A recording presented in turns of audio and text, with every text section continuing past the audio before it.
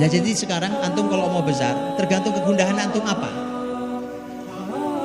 Kalau antum urusannya cuma urusan dibuat sedih sama teman update status, itu sih nggak jadi orang besar.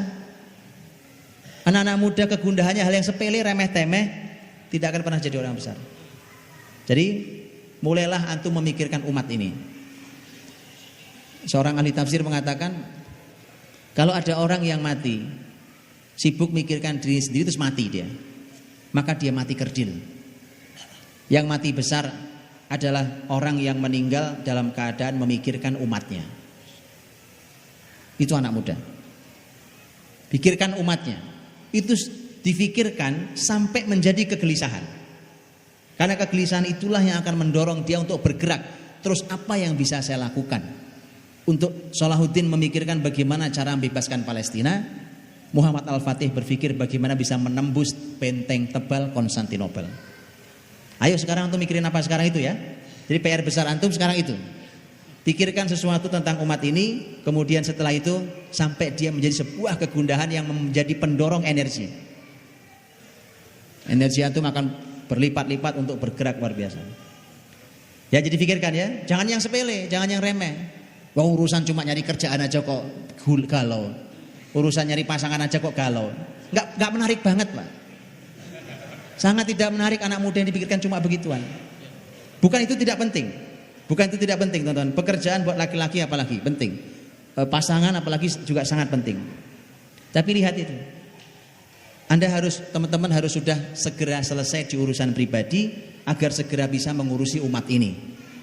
Karena kalau antum saja belum selesai ngurusi diri sendiri, bagaimana ngurusi orang lain? Kalau belum selesai memikirkan diri sendiri, bagaimana memikirkan umat ini? Paham ya? Jadi itu titik kesamaan antara Salahuddin dan Muhammad Al-Fatih. Dan tidak sederhana, teman-teman. Yang difikirkan itu sebesar itu. Anak muda. Zaman itu kan orang juga mikir, apa yang bisa dilakukan oleh seorang anak muda Salahuddin? Oh, Salahuddin itu aslinya orang Tikrit, orang Irak, Pak. Dari Irak pindah ke Aleppo, ke Halab, Suria. Dari Suria kemudian masuk ke Mesir. Dari Mesir membebaskan Palestina. Dan ajaib, Salahuddin itu, teman-teman dirahmati Allah.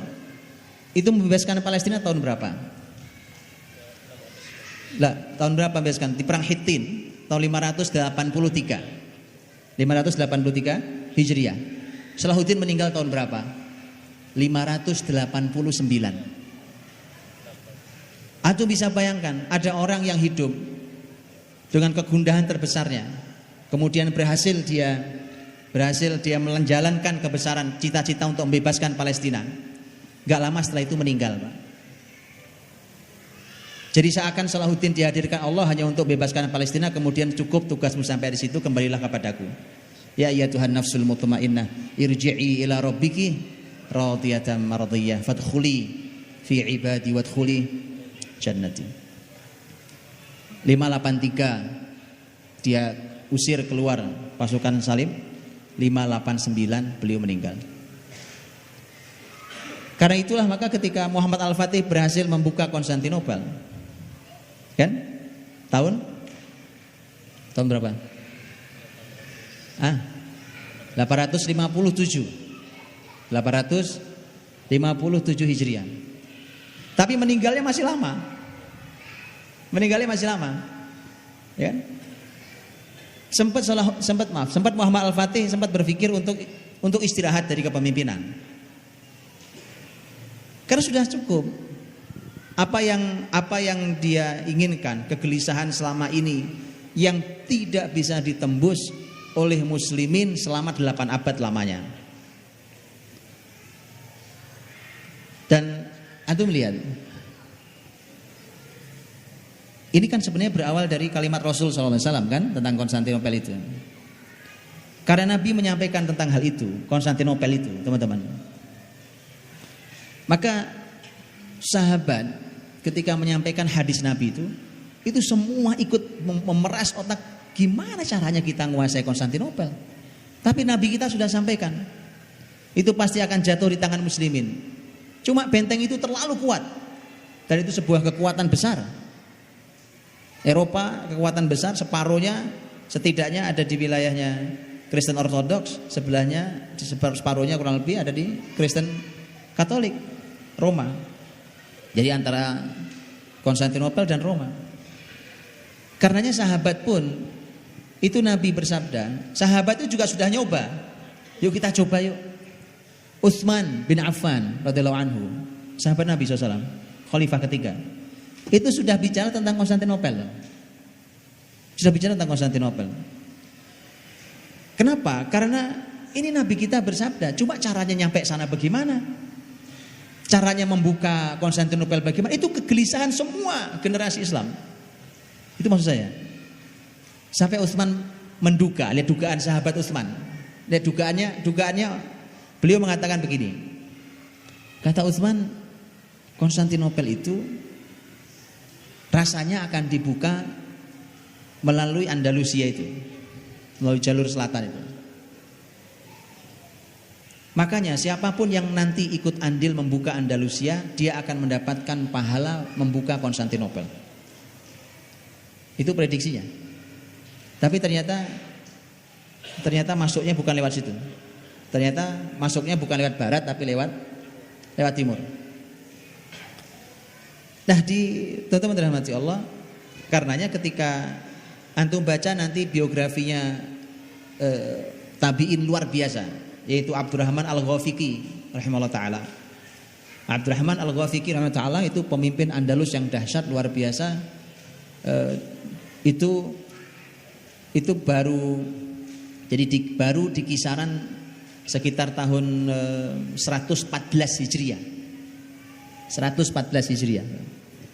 114 Hijriah itu Islam sudah sampai ke Perancis Selatan.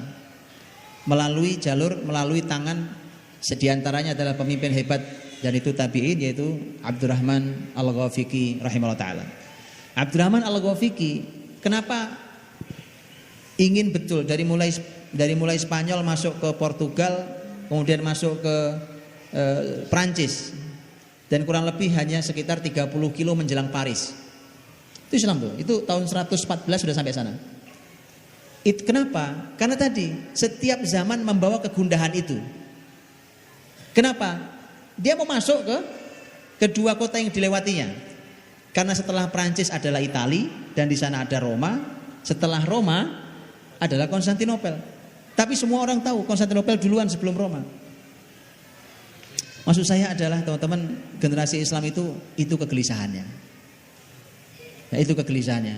Kalau babnya hanya handphone gak ada pulsanya, gak usah gelisah-gelisah amat. Ya, jadi sekali lagi mohon teman-teman mengubah cara berpikirnya, antum naikkan kualitas kegelisahannya, gelisah memikirkan umat ini. Maka itulah kegelisahan seorang Muhammad Al-Fatih, apalagi itu memang sengaja dimasukkan. Jadi kegelisahan itu bukan tiba-tiba hadir. Dia sengaja dimasukkan. Ini bedanya antara kegelisahan yang membahayakan dengan kegelisahan yang menghasilkan hal yang positif. Itu sengaja dimasukkan. Baik Salahuddin ataupun Muhammad Al-Fatih. Muhammad Al-Fatih juga begitu. Karena antum tahu bahwa dari mulai kakeknya, bapaknya, ibunya, gurunya semua memasukkan pesan tentang Konstantinopel. Maka ketika dia sudah selesai dalam tugasnya membuka Konstantinopel dan berhasil, maka setelah itu dia akan pengen pensiun dari kepemimpinan. Sudah selesai, sudah sampai pada puncaknya. Bahkan Muhammad Al-Fatih setelah menaklukkan Konstantinopel, dia naik ke bukit, dia naik di ketinggian, kemudian dia ngelihat ke bawah, dia bilang, dari ketinggian inilah tempat yang paling tepat untuk memimpin dunia. Lihat anak muda, Pak. Anak muda umur 24 tahun.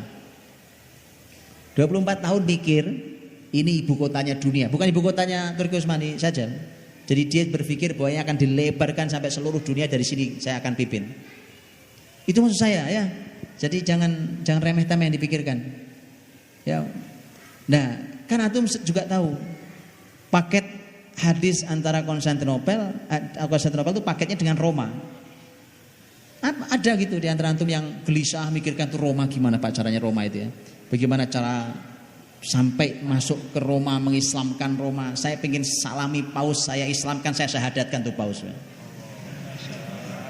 Loh, bagaimana caranya Roma jatuh ke tangan muslimin kalau tidak dengan kan? Maka maksud saya teman-teman itu. Jadi kegelisahan antum ubah. Sampai sekarang Roma belum selesai urusannya. Oke? Dan masih banyak yang lain. Saya ingin berhenti lama di sini karena ini masalah besar hari ini. Ketika generasi ini tidak hidup dengan kebesarannya, tapi jatuh karena keremehannya. Antum harus hidup dengan kebesaran.